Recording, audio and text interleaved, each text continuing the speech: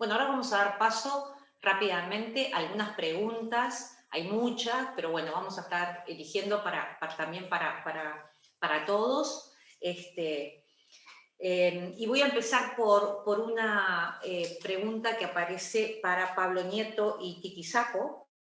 Así que un poco los números que muestran cuando comparamos las vacas de primera cría o segundo entore respecto a las vacas adultas totales, parecería como que hay pocos números de vacas de primera cría. Quiere decir que están poco discriminadas, a lo mejor en el rodeo, puede ser una lectura. ¿Qué opiniones merece, tanto que hacemos énfasis en el tema del manejo de la vaca de primera cría, tener a la hora de tener la información, no tenerla totalmente discriminada? Les pido que prendan los micrófonos, solamente Pablo Nieto y Tiki Saco.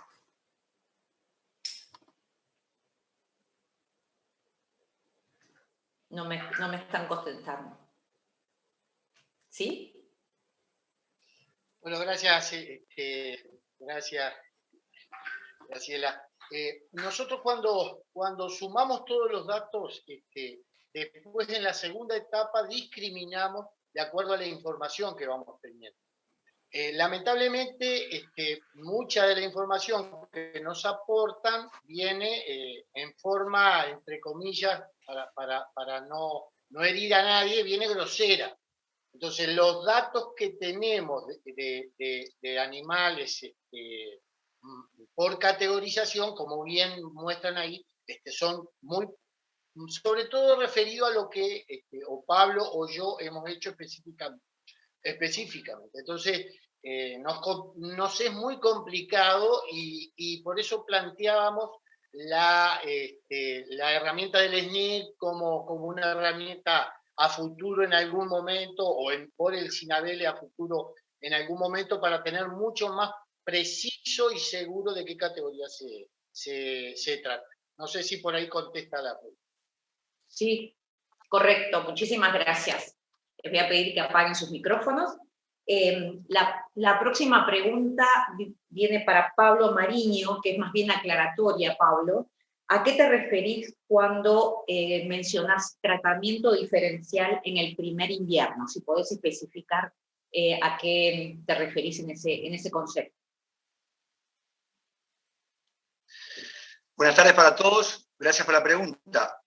Simplemente son esas vaquillonas que reciben tratamiento de primer invierno, o sea, las terneras que se empiezan a manejar nutricionalmente desde el primer invierno, con algún tipo de suplementación, un manejo diferencial de pasturas, que es el objetivo principal, o sea, que lo que se deberíamos lograr con todas las vaquillonas, porque nos demuestra año a año, y de hace muchos años, basados en la investigación, que son las que llegan con resultados muy buenos, dan el hándicap a la categoría, pero además mantienen ese estatus en el rodeo a lo largo de su vida.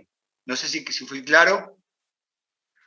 Sí, gracias, Pablo. Sí, como tú bien lo mencionabas, ¿no? Es algo que este taller también repicó mucho, el tema del manejo de las categorías de recría, haciendo énfasis en el primer invierno post-destete para no hipotecar el desempeño productivo y reproductivo posterior. Así que, buenísimo. Tengo una pregunta para Santiago Bordaberry.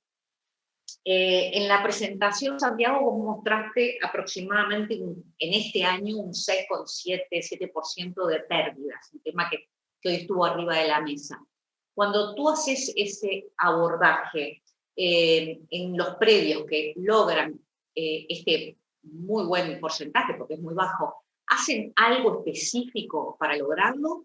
¿Qué es lo que aplican disciplinadamente, si es que lo hay, para mitigar las pérdidas reproductivas?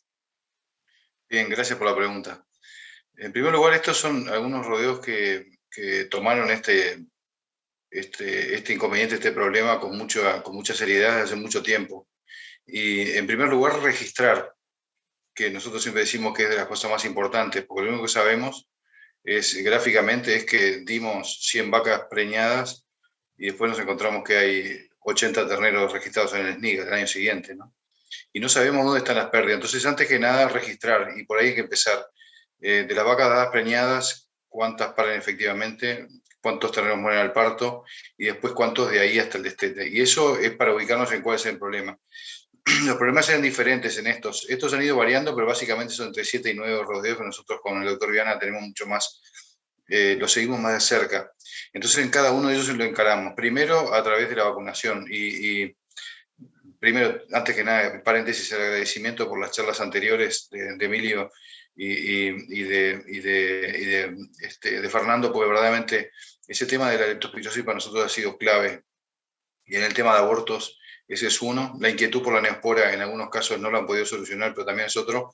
Pero el tema del aborto a través de la vacunación, a través de la eliminación de las vacas que abortan o las vacas que no destetan un ternero habiendo sido preñadas. El cuidado de los toros.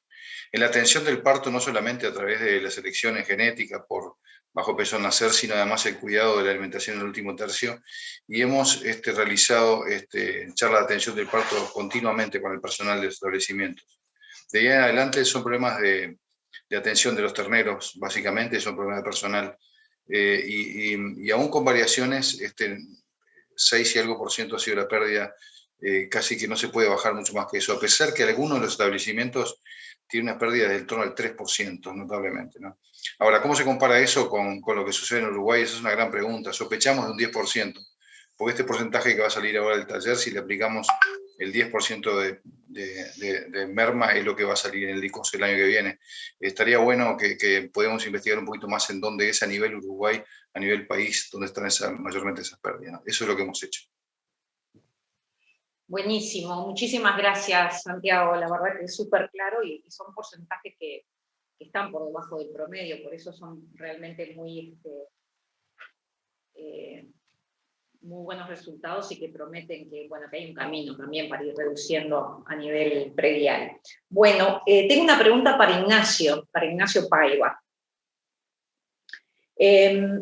Mencionaste claramente que en la zona que relevaron los datos hubo aproximadamente un atraso del Lentor entre 30 y 40 días. ¿Es posible que hayan visto cuántos puntos de preñez levantaron por haber alargado ese Entore cuando hicieron el diagnóstico? Me imagino que la pregunta viene cuando hicieron el diagnóstico de gestación, si pudieron identificar muchas preñeces muy tardías por lo menos para sopesar ambos decisiones, ¿no? Buenas tardes, Graciela. Muchas gracias. Mira, sí, el caso que yo les comenté de un productor que en el mes de enero siempre andaba muy bien y este año estaba con el 46%. Y hice la ecografía en febrero, en abril, y él ahí estaba con 46 y terminó con 77%. O sea, lo estiró al Entore y bueno, se arriesgó a la aparición de enero. Sí, es un productor de ciclo completo, entonces tiene comida y no va a tener tanto problema, siempre y cuando dependiendo de cómo se plantea el verano, ¿verdad? Qué tan seco o qué tan no. Pero sí mejoró los porcentajes de preñez, los productores que tiraron un poco la dejada de los toros. Bien, gracias Ignacio. Estamos hablando de que, claro, en un sistema criador a lo mejor tener pariciones de enero es un panorama y en un ciclo completo a lo mejor es diferente, ¿no? Pero está buena la aclaración de eso, del hecho de haber postergado tanto, más que a lo mejor unos cuantos semanas, hace que estemos planificando a lo mejor una aparición en pleno enero. Gracias, Nacho. Tengo acá una pregunta para Tachi, para Juan Andrés, el doctor García Pino. Por lo que muestran los datos, hay un incremento de la tasa de preñez promedio en la región, en La Valleja, donde levantaste tú los datos, de prácticamente 10 puntos. Teniendo en cuenta que fue una zona bastante castigada, ¿cuál es el factor que tú más haces énfasis o que por lo menos pudiste identificar en justificar o explicar esos 10 puntos más de preñez? Sí, buenas tardes, Graciela, buenas tardes al resto, ¿cómo están? Fueron varios factores que se pudieron identificar en el momento. Uno fue que los productores ya venían cascoteados del año pasado, de la seca del año pasado, entonces ya cuando llegábamos al campo o cuando ya te llamaban que querían tomar una resolución, ya la resolución del año pasado ya la tenían como fija. Quizás, por ejemplo, un ejemplo era productores que vos le hacías actividad ovárica a la vaca de segundo en tore, este año ya iba derecho al destete precoz, más y le hacíamos DAO, tomábamos otra resolución a la multípara, que antes la multípara simplemente se entablillaba. Entonces este año se tomó la decisión. En diciembre, algunos DAO que se hicieron en diciembre, que ya nos venían dando mal los ganados, cuando más transcurría la seca, no había perspectiva de lluvia, y eso se empezó a tomar mucha resolución de hacer, quizás no tanto lotear o lotear los lotes a modo para saber, para tener un dato, pero la vaca en anesto superficial y en anesto profundo iba de destete precoz. Entonces no especulábamos tanto a veces si la tablilla podía responder o no. Y después otros productores que tenían eso y le incrementaban, que yo lo puse en una diapositiva, incrementaban más tecnología. O sea, la consulta era, vos les sugerías, ellos ya decían que sí, que ya la tenían incrementado y que iban a aumentar. O sea, ¿qué más podían ellos hacer, ¿no? Entonces, ya estaban preparados, ya venían del año anterior y capaz que nosotros fuimos un poquito más drásticos en la actividad ovárica y sugeríamos lo superficial que fueran a destete precoz, ¿no? Y quizás un poco una manito nos dio los meses de ahí, para la zona más de la tercera, de la Valleja, empezó a llover ahí a partir del 15, 20 de enero. No, si bien no llueve pasto, pero bueno, por lo menos acomoda y productores que ya venían con los ganados un poco más acomodados. Eso fue más o menos lo que pudimos ver y las resoluciones que íbamos tomando del día a día, ¿no? Gracias. Sí, además hay que tener en cuenta que cuando vienen los ganados un poquito ya deteriorados, hacer un destete precoz no solamente nos implica salir de ese anestro y preñar más, sino que recuperar estado y entrar al invierno en mucho mejor condición corporal para enfrentar lo que se viene y bueno, y obviamente una preñez temprana, que tratamos siempre de cuantificar y sobre todo jerarquizar, jerarquizar el concepto de calidad de preñez. O sea, no es lo mismo preñar mucho y tarde que preñar esa misma cantidad temprano. Entonces, bueno, eso me parece que es algo que el destete precoz en una situación como la que ustedes pasaron, la que pasamos en esta región, fue una tecnología que ayudó mucho a salir de todo eso. Gracias, Tachi. Tengo una pregunta para Diego y Eduardo. Teixeira. Ustedes mostraron aproximadamente un 10 puntos más de preñez asociado a revisar o no toros. Estos productores que ustedes logran eso, ¿tienen alguna rutina especial de manejo de los toros? Creo que quiero entender de que no solamente la parte sanitaria, sino a lo mejor alguna estudio de ya sea habilidad de monta o capacidad de monta, si es que agregan algo más que el protocolo sanitario. Bueno, sí, el chequeo de los toros generalmente lo hacemos nosotros, los colegas que nos brindaron los datos. No es solo el chequeo general, clínico general de testículos, sino que implica los 3 raspajes y además implica una prueba de monta para visualizar los genitales externos de los toros. No es solo un chequeo simple, sino que es un chequeo completo para que los toros tengan buenas condiciones. Perfecto. Muchísimas gracias.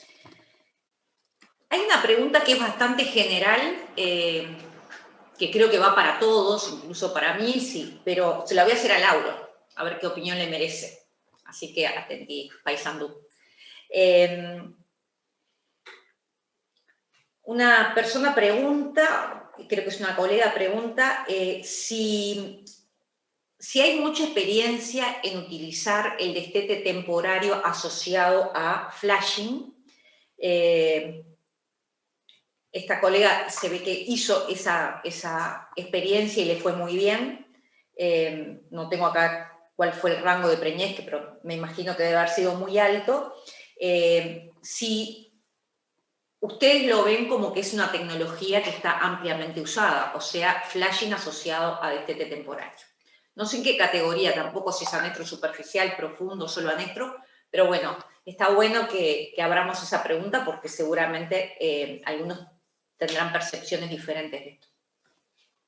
Te doy la palabra, Lauro, para que vos apuntes. Bueno, buenas tardes. No tengo datos, digamos, objetivos sobre el uso de las dos técnicas a la vez. Creo que son técnicas que son complementarias. Me parece que, sin lugar a dudas, la eficacia de la tablilla, digo, sobreagregar la tablilla va a depender mucho del estado corporal de la vaca, me da la impresión, analizándola individualmente la tablilla, cuando la hacemos en vacas de condición corporal media, nos ha dado muy buen resultado, y si además le agregamos un flashing, creo que se potenciarían, se complementan. Me parece que es una muy buena asociación de técnicas. Nosotros creo que las veces que hemos tenido dificultad con el tema de la tablilla es porque la sobreexigimos. Creo que Pablo lo mencionaba. En realidad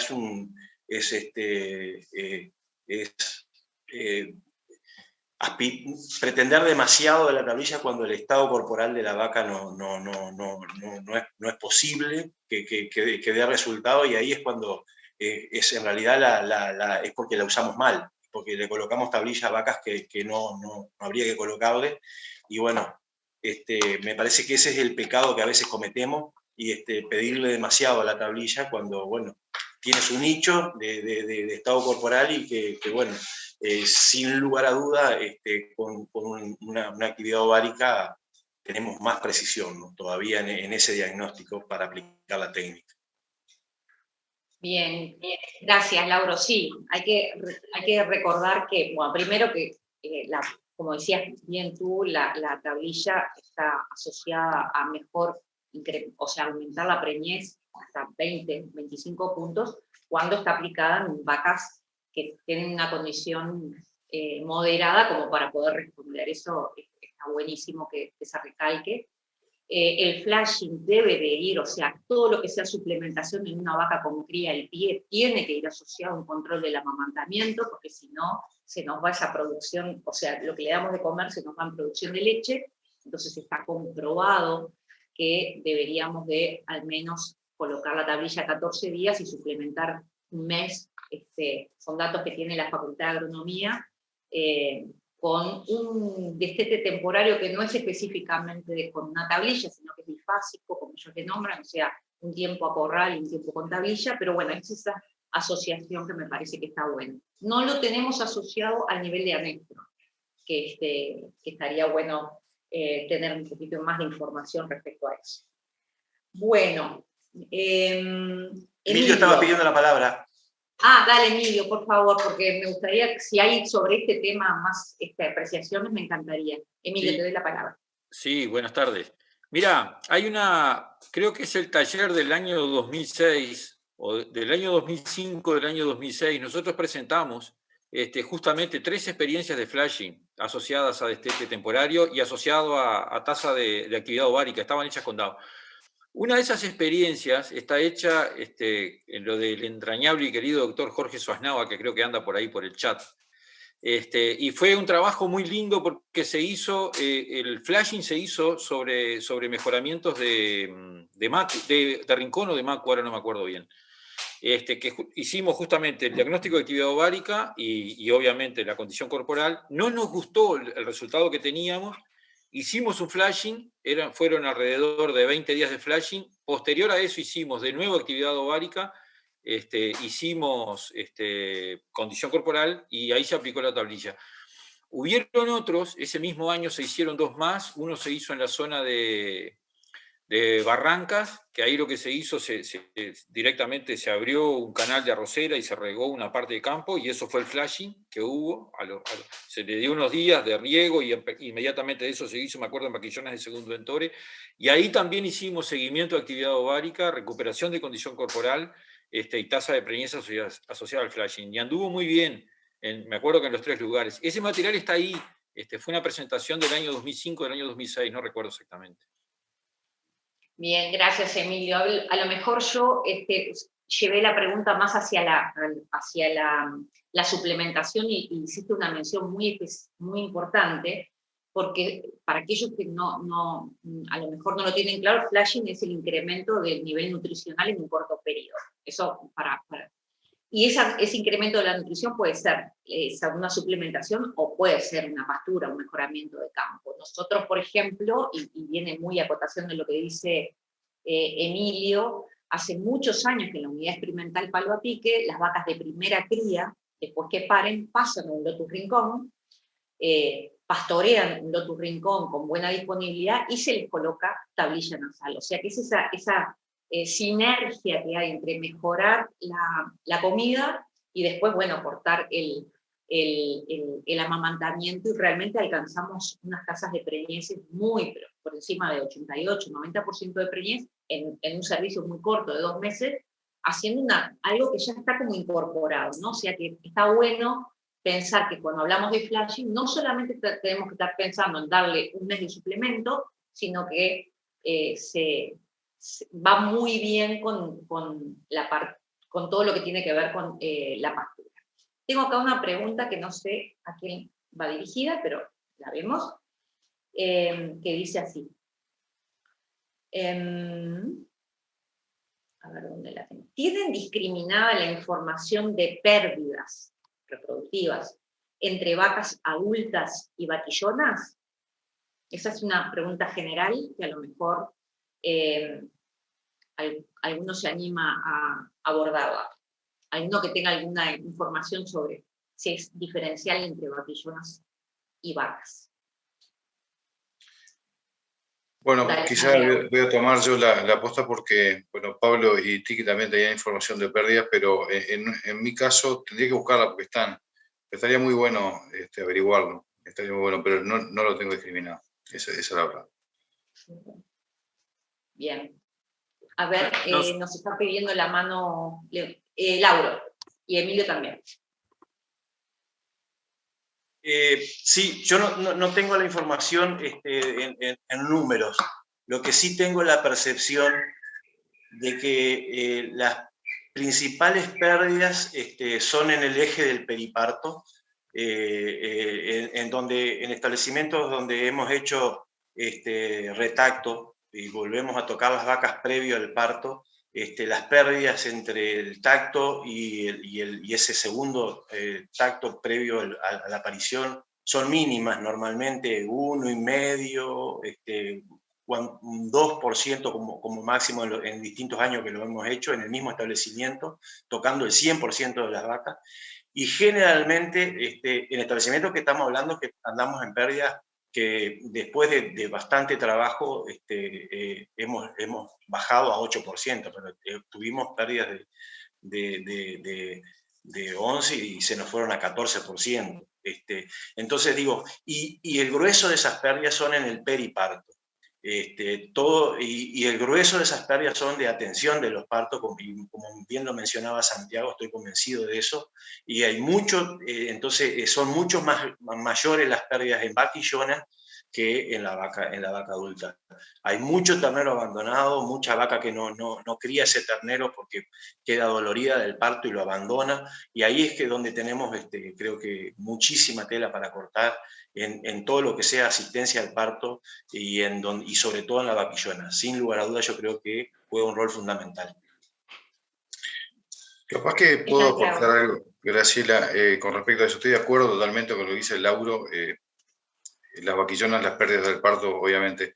Y el factor humano en la atención del parto es clave. Replicamos hace tiempo una información de la Argentina de las pérdidas relacionadas a la distancia de los alrededores al casco del establecimiento, y es notorio que la demostración de que hay un factor humano importante en la atención del parto, que no es el único caso. Y después